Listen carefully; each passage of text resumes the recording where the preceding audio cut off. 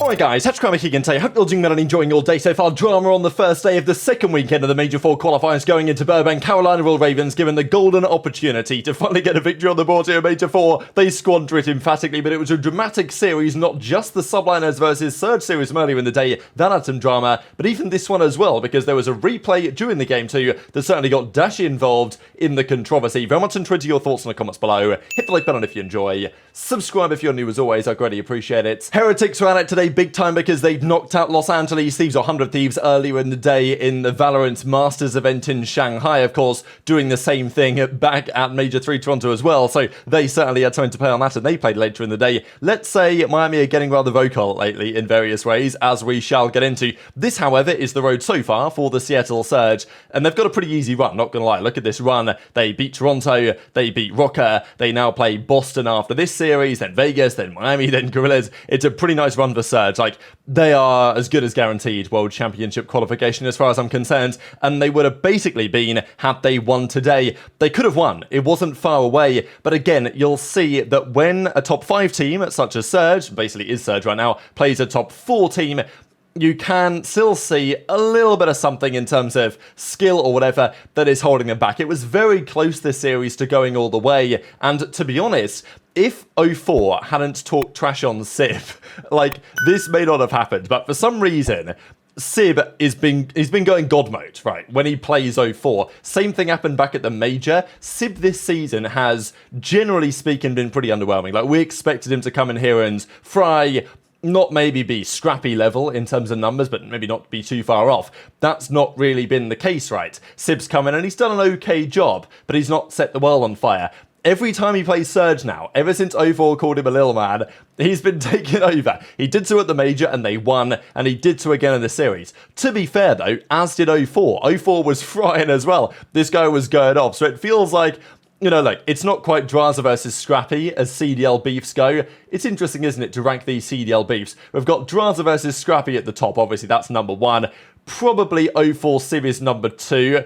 Gunless versus Beans is probably like number 3, just because it's funny, right? Drazah and Scrappy are on like 2 of the best teams. They've got beef. Sib and 04 are like 2 kind of, you know, 4th and 5th mid-pack kind of teams-ish. And then Gunless and Beans, who have big beef, they're on like the terrible teams. So that's kind of like your tiers of player beef in the CDL as it stands. And 04 was making plays on the game 4, but in the end, it didn't matter because Subliners bring this one back. Surge won the game 1, a Vista hardpoint. They haven't even lost that one yet. From that point though, the next couple of maps, Subliners definitely had the advantage. Then we went to a ReeaL hardpoint, and look, Surge is still a lot of fun to watch. They're a good team, like there's no denying they're a good team.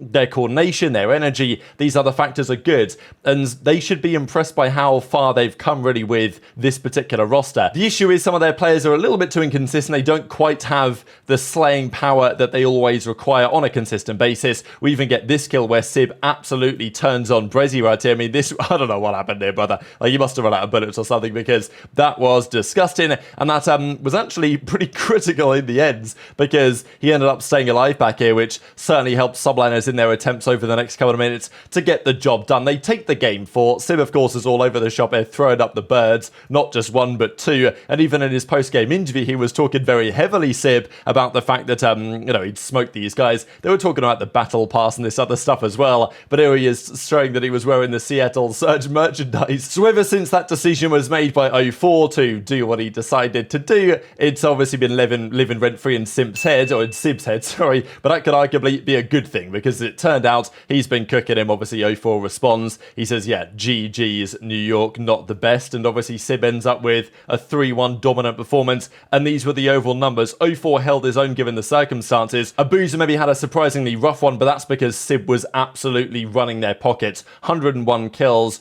1.55 KD. I also wonder if Surge continue going as they have been. Yes, they lost this series, but they were close to winning the map 4. They very much could have won that ReeaL hardpoint. Who knows what happens map 5 if it goes the distance there. 04, could he still be Rookie of the Year? if Surge continue to play as they have done, probably aBeZy will be the man and Gwyn will fall out, given the way those two respective teams are trending.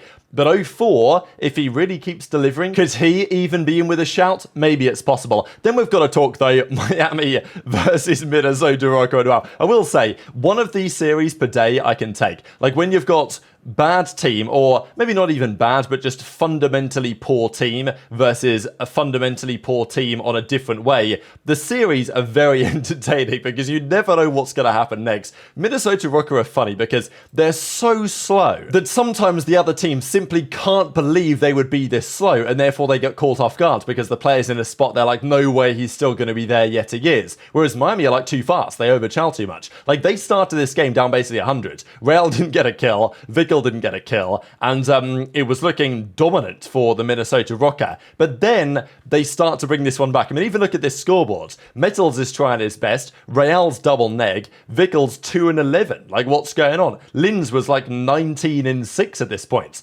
But all of a sudden, and this was an atrocious play right here, actually. I think it was number one in Vikul, who was in the back. He could have just stayed there, but he didn't. He just ran forward, decided to chow. Accuracy and Gunless spawned in the back, they pinched and they got the free break. Like it was, or at least Gunless I think came from the back anyway.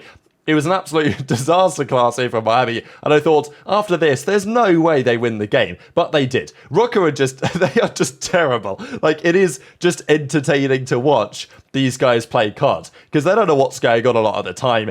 This was a 250-233, big comeback W here for the Miami Heretics, and yeah, as the hills progressed, Minnesota Rokkr just didn't hold anything, they didn't break anything, and after leading basically from the very first hardpoint, they then ended up losing the game. It is still just quite beyond me why they didn't make the change they were trying to make. They talk about, well, we had this team talk, we came up with this new hardpoint strategy that's gonna make this team good, but like, when you're considering a change, they were considering minus accuracy plus slasher, minus Gunless plus Dylan Rex, minus Stanley plus Vivid again, with Linz still there. That was apparently what they were considering. They decided not to do it, and here they are getting, you know, slammed by Miami. And even this game was nearly a classic Minnesota Rokkr choker experience. They go up 5-1 in this search and destroy. They lose this, they lose the next round. And then, I don't know what this guy Accuracy is doing right here. Like, look, I talked about the fact that Accuracy was pretty good at the start of the season. He was. But it was a big discussion for me in the off-season that I wasn't expecting much from Accuracy this year, because every year for the last several years, he's probably regressed marginally on an individual level. And I thought that last year might be his last. This year might definitely be his last, because MettalZ doesn't even see Accuracy. Accuracy has 3 shots on him. He misses a couple of bullets, he then gets behind cover, and then Accuracy chows like this? Excuse me? Wait, hang on. What is this chow? And then he goes down, he dies. 5-3. Okay, the teammate fist bump, and Gunless is like, what actually happened there? All of a sudden, it's around 11. But Miami, and MettalZ even had a streak, but he didn't get a kill with the streak. They allowed Linz to just go off and get an ace. Like, Linz basically just won them the game for them. And it's not like Accuracy had a terrible map here, but it's just, that moment was pretty ugly, and Miami lose the game too.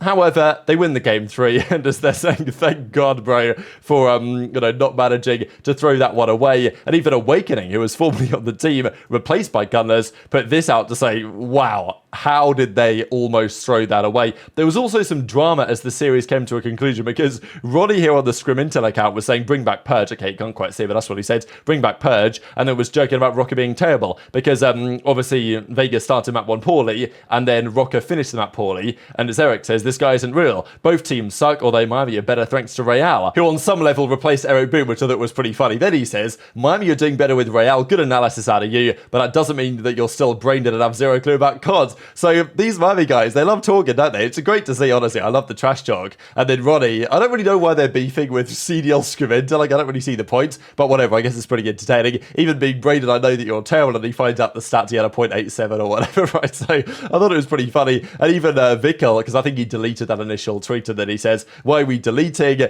And then Ronnie's like, oh, I didn't know the Spanish were this soft and all this. So, and then Eric said the replies. So I just thought it was pretty entertaining, to be fair. I like the fact that these Miami guys are getting vocal, because they're putting up the wins. They win the game 4 on the Vista, 251-58. They won the high-rise control.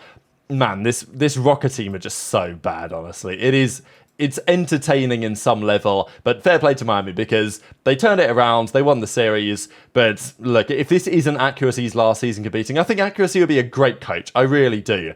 But it's like on this team, it just ain't working. And Gunless, I think, is trying to speed up, but it's just not really having the desired results. Now, this was certainly one of the series of all time here in the CDL, because Ravens versus FaZe. Now, Ravens have not beaten FaZe in basically 2 years. Clay hasn't beaten FaZe in almost 3 years. TJ, I don't think has beaten the FaZe boys like Simp and aBeZy for like the entirety of the CDL. It's something mad like that anyway. Like, these guys do not have a good record, but it was sub-base game 1 and a sub-base that FaZe are obviously not that good at. They're seemingly playing it tier FaZe to try and get reps in so that they can, you know, theoretically beat OpTic or whatever, or Toronto on this map if the time calls, but they lose it again. And it is incredible to see, really, because they had a good lead here, FaZe. But when push comes to shove in these critical moments, you know, I've looked at this FaZe team multiple times and I've tried to figure out what actually is the weakness. Like, why can't they win as much as they should be doing?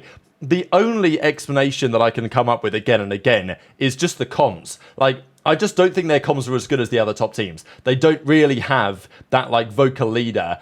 If you listen to their comms, a lot of it is, you know, sometimes it's just gibberish, right? And I think that it does hurt them in moments such as this. Now, look, this is an online series, but I can only think that that's gotta be why they don't win as much on LAN as they might otherwise do, just because the other teams have that, they don't seem to. The only explanation really that I can come up with there for why they haven't won as much, and I think sometimes you see it in their online games as well, if that explanation is anywhere near true. But this was the comeback, right? I mean, big comeback from Ravens. They win the game 1, they take it to a game 2, and this was the controversial moments that Dashy was getting involved with. So this is honestly, in some sense, reminiscent of what we had in that K-Sun dramatic tournament against Nadeshot the other week. So it's 1-1, and TJ lags out of the game. Now, they request a draw, basically a timeout requested, and they go on to play out the 2 versus 2. They win the 2 versus 2. Cellium makes a big mess of this final kill. Here he goes for the chow. Gwyn gets the kill through the gap and gets the defuse as well. So the defuse comes through. That's 2-1 for Ravens. But obviously, somebody lagged out. So this is where the question was raised. Now, Gwyn went on to get a streak here,